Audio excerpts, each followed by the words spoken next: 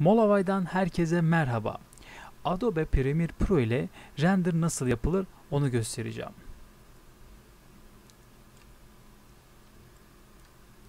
Şimdi videomuz bu. Evet. Videomuz bu. Şimdi videonuzu hazırladınız. Her şey bitti. Kestiniz, biçtiniz, montajını yaptınız. Videonuz hazır. Tek yapmanız gereken renderlamak. Yani masa üstüne MP4 şeklinde kaydetmek. Şimdi isterseniz klavye üzerinden CTRL-M, isterseniz sol kısımda bulunan file kısmına tıklayıp en altta export, hemen yan tarafında media bir kere tıkladığınız zaman ekranımız geliyor. Şimdi şurada format yazan kısmı H264 yapacaksınız. Buna dokunmayacaksınız. Sizin burada sorumlu olduğunuz kısım, yani değiştireceğiniz kısım preset. Buraya gireceksiniz.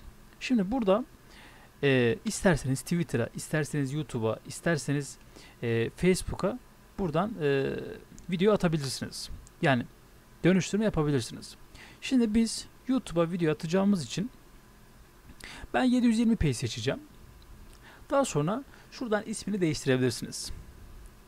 Ya da dosyayı nereye kaydedecek onu da buradan gösterebilirsiniz.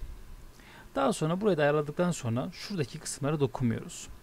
Export yazan yere bir kere tıklıyorsunuz ve işleminiz tamamlanıyor. Şimdi render işlemi 1 dakika da sürebilir, 1 saat de sürebilir, 2 saat de sürebilir. Şimdi bunun nedeni ve sebepleri var. Birincisi, bilgisayarınızın çok hızlı olması gerekiyor. Yani bilgisayarınızın özellikleri çok iyi olması gerekiyor. Eğer orta düzeyde bir bilgisayar kullanıyorsanız normal hızda bir render yapar. Ama çok kötü bir bilgisayar kullanıyorsanız render hızınız biraz geç olur. Yani 5 dakikalık bir video 45 dakikada render yapabilir ya da yarım saatte render yapabilir. Hani bu sizin bilgisayarının hızına göre değişiyor. Dilerseniz masa üstüne gelen videomuzu bir çalıştıralım. Evet. Gördüğünüz gibi sorunsuz, sıkıntısız bir şekilde videomuz çalışıyor. Evet. Videomuz bu kadardı. Kendinize iyi bakın.